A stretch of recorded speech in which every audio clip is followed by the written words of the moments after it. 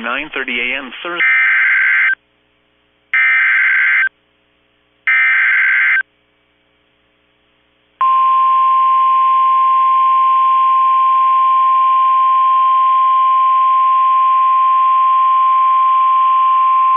Flood warning in effect from this afternoon through Saturday afternoon. Minor flooding is forecast. Where? Little Miami River and Spring Valley. At 12 feet, water rises into low-lying areas close to the river near Spring Valley, Roxana, and east of Waynesville.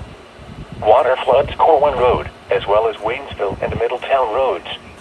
Additional details: at 4 p.m. Thursday, the stage was 9.1 feet.